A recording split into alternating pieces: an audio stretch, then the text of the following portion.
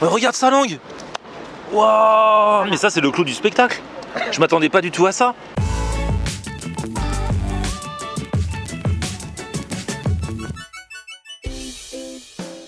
Salut tout le monde, bienvenue, nouveau vlog aujourd'hui. Aujourd'hui je suis à Paris dans le 13e arrondissement et je vais retrouver Lang. On va se faire un vlog un petit peu à l'ancienne parce que c'est la suite d'un vlog qu'on avait fait il y a genre, à mon avis au moins 3 ans et demi. Un jour on est allé dans un restaurant asiatique, je crois que c'était un resto vietnamien avec Lang. Et juste après, on avait encore un petit peu faim et il m'avait parlé d'une spécialité, ce sont des pâtés chauds, des sortes de petits friands, des petits pâtés à la viande qu'on était allé manger dans une boulangerie, pâtisserie asiatique qui était dans le coin, la pâtisserie de Choisy. Voilà. Et là il y a quelques jours, je reçois un message sur Instagram de cette pâtisserie qui me dit oui, à l'époque vous aviez aimé nos pâtés chauds et là bientôt il y a une fête, la fête de la lune et on fait des biscuits spéciaux, si vous voulez venez les goûter. Et donc je me suis dit bah oui, en même temps on va pas manger que ça. Donc là du coup j'ai donné rendez-vous à Lang, hein. Franchement on n'oublie pas les poteaux et on va y aller ensemble.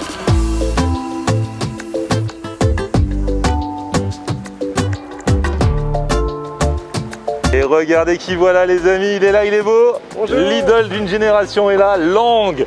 Dans le fief, Lang a grandi dans le 13e arrondissement, c'est vrai. C'est ça. Et à l'époque, quand on avait démarré les vidéos ensemble, même si après on a fait d'autres trucs, tu me faisais découvrir les meilleurs plans essentiellement du 13e de base. Ouais, j'ai commencé avec les restos du 13e, ouais. Et là, c'est back to the root, tu vois, 4 ans et demi après, on est de retour dans le 13e et on va dans un endroit, en plus la pâtisserie de Choisy, là où on va, tu m'as dit c'est un endroit que tu connais depuis que t'es petit. Ah, depuis toujours, ouais.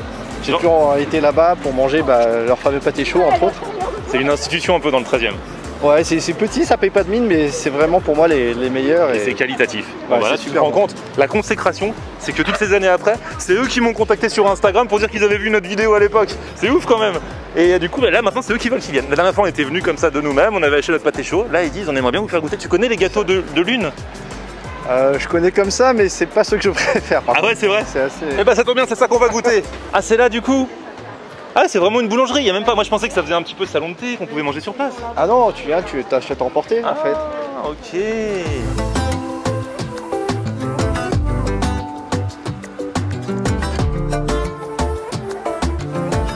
Et voici donc Christine qui nous accueille aujourd'hui. Comment ça va? Ça va. Ah, ça fait plaisir d'être là. Parce qu'en plus, voilà, on était venu à l'époque vraiment sur les conseils de Lang pour goûter les pâtés chauds. Tout à fait. Et là, il paraît qu'il y a de l'actu.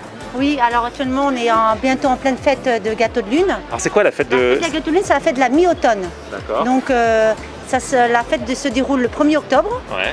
Et actuellement on vend ça, voilà. D'accord. Donc on fabrique nous-mêmes les gâteaux. Et c'est quoi cette fête? Cette fête c'est quoi? C'est une réunion familiale où on mange les gâteaux de lune, on ouvre les lanternes, on allume les lanternes. Et c'est une réunion vraiment familiale comme Noël on va dire. C'est très familial en fait. Et ça coïncide avec quoi? L'origine?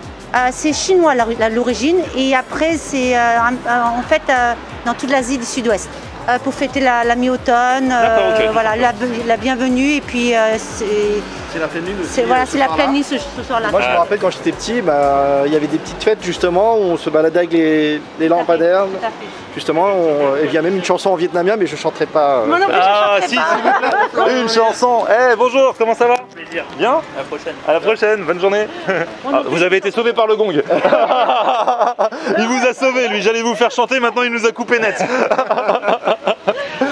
Bon bah super, bah du coup on va découvrir tout ça. Tout à fait. Et il y a des pâtés chauds ou pas? Parce que c'est notre péché mignon. Je vais faire goûter, en fait quand je vais vous faire goûter plusieurs friands. Ouais. Et nos ban bao, nos meilleurs ban bao aussi. Oh là là là là. Et les gâteaux de lune bien sûr en dessert. Super. On va commencer d'abord par le salé. Allez, bah, allons-y. Hein. Allons-y. Nous franchement on est chaud. Il y a les différents pâtés chauds sinon. Ah ouais. Il y en a poulet curry, légumes, bœuf curry, porc laqué. Ah il y a plein de sortes. Ouais. Donc là c'est le pâté chaud d'origine.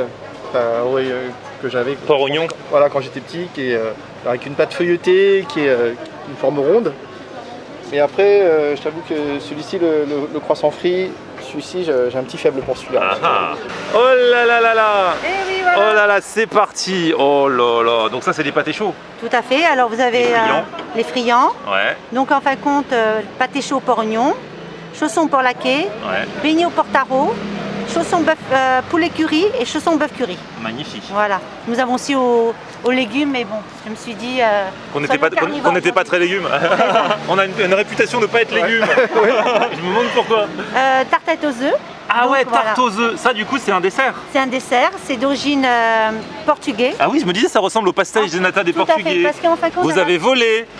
Oui, on va dire ça. Ils se sont installés à Macao parce que l'origine c'est portugais, mais parce que les Portugais ont colonisé Macao. D'accord. Ce qui fait que la tarte aux œufs ont été au début à Macao. Puis après ils ont été allés à Hong Kong, puis après ils ont fait toute la Chine. Ah c'est fou ça. Voilà. Bah oui, avec ces histoires de colonisation, de déplacement, de migration, ça crée que des spécialités d'un endroit, du coup on peut les retrouver parfois de façon différente à d'autres endroits. Voilà, différent puisque nous n'avons pas de cannelle et ni de crème. Mais ça, tu vois, c'est intéressant parce que j'ignorais. Tu savais toi? Je trouvais qu'effectivement ça ressemblait au pastel de nata. Voilà. Là, Et nos perles de coco, alors ce perle de coco est un peu différent parce que nous râpons nous-mêmes le coco. D'accord. Et on râpe le coco, puis on rajoute coco, cacahuètes et sésame dedans. Puisque tout ça c'est fait maison. Ah ouais, tout est fait, c'est vraiment une pâtisserie. Ah oui, tout est fait maison. Tout est fait maison. Tout est fait maison. Ça fait plaisir. 100% maison. Moi je la connais depuis toute mon trop enfance. longtemps. T'étais en culotte courte. Ah bah t'es toujours en culotte courte. Ouais, je mangeais ça le midi des fois. Chez mes parents, avec ma maman qui était là avant. Donc on fait compte ici, on est la deuxième génération en France. D'accord. Et on a fait 2 générations au Cambodge et au Vietnam. Moi avant je mangeais toujours ça, Alors, ça c'est le pâté chaud, celui-là c'est d'origine vietnamienne. En fin de compte, pourquoi ça s'appelle pâté chaud? Parce que ça vient de la pâté en croûte.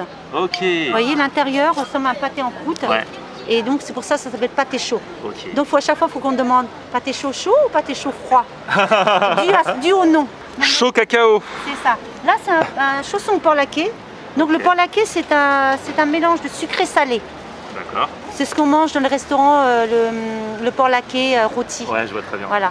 Donc le taro est comme de la patate douce. Donc vous avez de la patate douce autour et de la viande mélangée avec des champignons. Ah ouais, Voilà. c'est encore plus particulier ça. Tout à fait. Langue, à quel moment on enlève le masque? Au moment de manger. Donc maintenant? Oui. Allez, c'est parti. Du coup celui-là, c'est le fameux classique. Donc celui-ci c'est le pâté chaud vietnamien. Avec la pâte feuilletée, ouais. Ouais, pâte feuilletée. Avec la pâte feuilletée. Et pas mal de viande dedans. Et donc ça me donne envie, je te rejoins tout de suite Langue.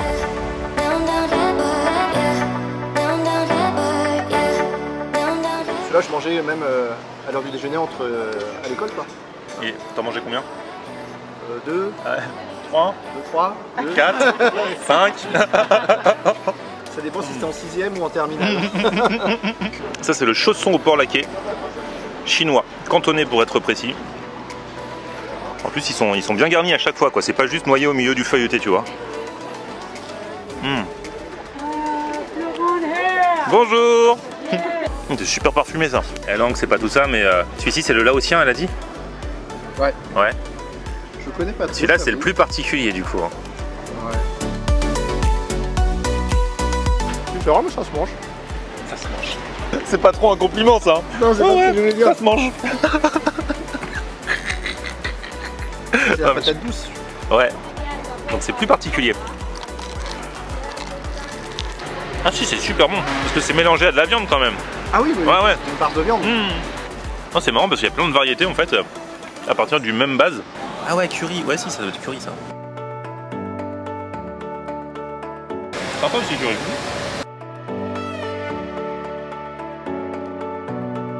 Regarde Langue, c'est trop gentil. Christine vient de ramener ton pâté chaud préféré. Oui. Le pâté chaud chinois. Il est plus gros celui-là, je comprends que ce soit ton préféré Langue.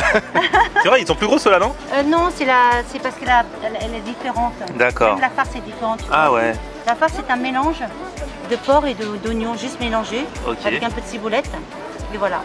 Super. Et j'adore ce mélange avec l'oignon, elle est très très bonne. Ce sera différent, voilà. Avec la farce elle est géniale. Avec l'oignon là. Moi aussi c'est l'un de mes préférés. Avec le tout premier là, le traditionnel. Et celui-là c'est vraiment mes préférés. Même si les autres les déclinaisons elles sont top. Hein. Voilà, c'est ma tata qui tous les jours fait les tartelettes aux œufs au fur et à mesure. On attend que la vente soit à peu près partie pour pouvoir faire une nouvelle fournée. D'accord. Voilà. Et donc là ça y est, depuis ce matin, vous en avez vendu plein. Oui, on en a vendu des fournées. Voilà. Du coup, on en fait une deuxième pour la fin de journée. Tout à fait.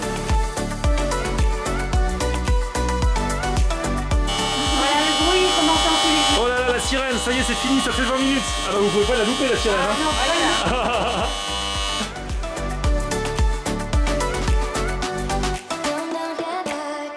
Bon allez, tartelette aux œufs, Langue. Oui. Allez.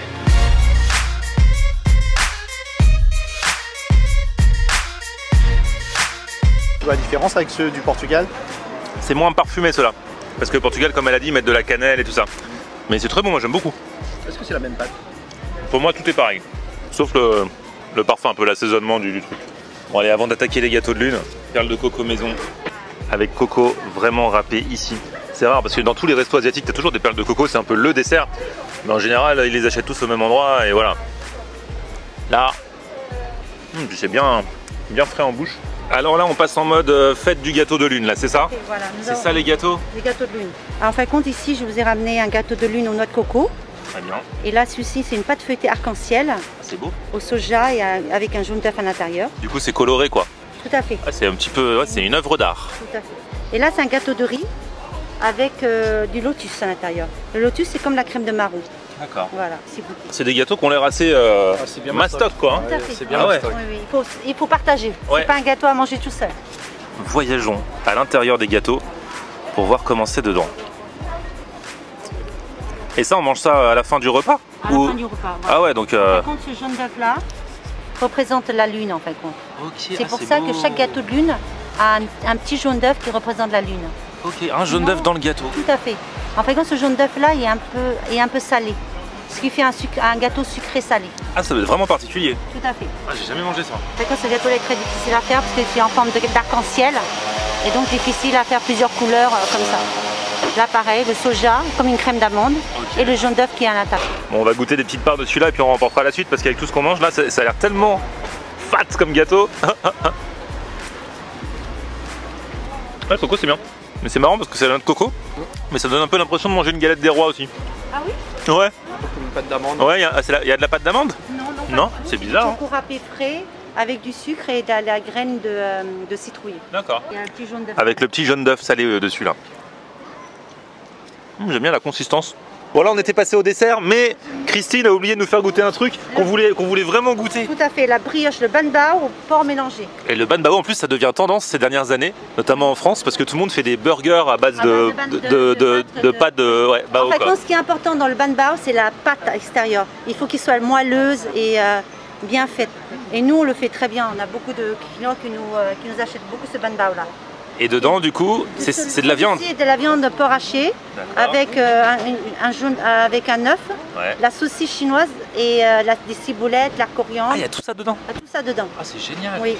Justement, c'est la saucisse chinoise que l'on trouve dans le véritable riz cantonais. Riz cantonais que tu dois me trouver depuis des années. À chaque fois qu'on mange un riz cantonais, Lang me dit non mais il faut que je t'emmène dans un endroit qui te fait du vrai riz cantonais où ils te mettent pas des dés de jambon, où ils te mettent cette fameuse saucisse. Oui, du porc laqué. Ouais. Et c'est rare à trouver.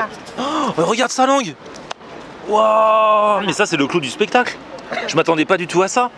Alors en fin de compte, vous avez un petit morceau de saucisse chinois, parfumé au miquello. Ouais. Vous avez de l'œuf, du porc haché avec de la coriandre et de la ciboulette. Eh mais c'est magnifique. Voilà. Eh mais je m'attendais pas du tout à ça. Christine, Lang, je sais même plus qui est qui. Eh Lang, la magnificence. Du coup, comment tu manges ça? T'as une technique? Tu croques dedans d'un coup? Tu fais quoi? Je croque. Ah vas-y, je te...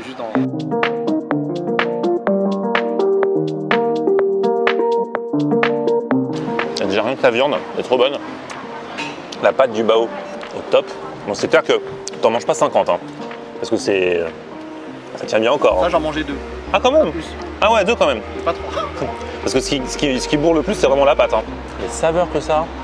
La saucisse c'est bonne. Hein. Elle a vraiment un goût assez puissant. Enfin pas trop, mais tu la sens bien quoi.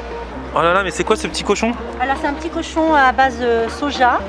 C'est vraiment fait à la main. Quand j'étais petite, mon papa faisait les oreilles, moi je faisais les petits trous à l'intérieur et j'insérais les petits morceaux d'haricots rouges sur le côté. Et je faisais les 2 traits. Ça doit prendre un temps fou à faire ça? C'est beaucoup, oui, c'est beaucoup de main d'œuvre. Vous avez un moule? Non, c'est pas une moule, c'est vraiment chaque petit cochon a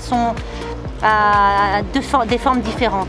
Ah ouais, c'est vraiment modelé, vous coupez au couteau? Non, on prend la pâte comme ça et on prend on prend les 2 mains comme ça pour faire le... Ah, c'est vraiment modelé à la main? Modelé à la main. On prend la pâte, on l'enroule comme ça, puis on met les 2 mains vers l'intérieur pour faire les petits derrière.